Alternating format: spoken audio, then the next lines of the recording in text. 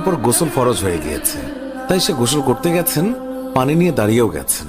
এই সময় মদিনার গলি থেকে কেউ একজন চিৎকার করে বলছিলেন, মদিনার মুসলমানরা, তোমরা কার জন্য জীবিত থাকবে?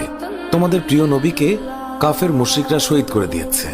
এই কথা যেই মাত্র হানজালার কানে পৌঁছালো, তখনই তিনি পানির বালতি ফেলে দিয়ে তার স্ত্রীর কাছে গেল এবং তার স্ত্রীকে বলল, হে আমার স্ত্রী, তাড়াতাড়ি আমার তলোয়ারটা দাও। যে কাপুরুষরা আমার নবীকে শহীদ করেছে, যে কাফেররা বিশ্বনবী হযরত মুহাম্মদ সাল্লাল্লাহু আলাইহি ওয়াসাল্লামকে হত্যা করেছে, আমি তাদেরকে ছাড়ব না। আজ হয় তারা মরবে, না হয় আমি মরব। যেই দুনিয়ায় নবী নেই, সেই দুনিয়ায় আমি বাঁচতে চাই না। দাও, আমার তলোয়ারটা দাও। তখন হানজালার স্ত্রী বললেন, আপনি আমার নবীর হত্যাকারীকে হত্যা করতে যাচ্ছেন?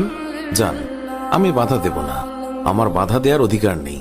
তবে আপনি দয়া করে গোসল করে পবিত্র হয়ে যান, কেননা আপনার উপর গোসল ফরজ হয়ে গিয়েছে।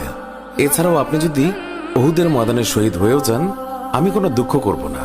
উত্তরে হানজালা বললেন, না, যদি আমি গোসল করতে যাই, তবে আমার নবীর হত্যাকারীরা কিছু সময়ের জন্য হলেও বেঁচে থাকবে। এটা আমি হতে দিতে পারি না। আমার যেই দুনিয়ায় আমার নবী বেঁচে নেই, ওই দুনিয়ার পানি দিয়ে আমি গোসল করতে পারি না। এই বলে তিনি তলোয়ার নিয়ে চলে গেলেন। উহুদের ময়দানে তিনি অনেক কাফেরকে হত্যা করলেন। একসময় যুদ্ধ করতে করতে তিনি শহীদ হয়ে গেলেন।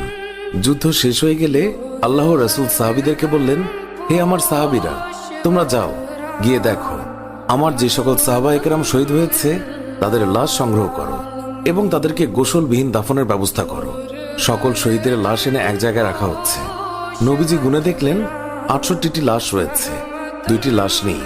একজন তার চাচা হামজা রাদিয়াল্লাহু তাআলা আনহু আর আরেকজন হানজালা রাদিয়াল্লাহু তাআলা আনহু। অস্থির হয়ে পড়লেন নবীজি। সব সাহাবাদের পাঠালেন লাশ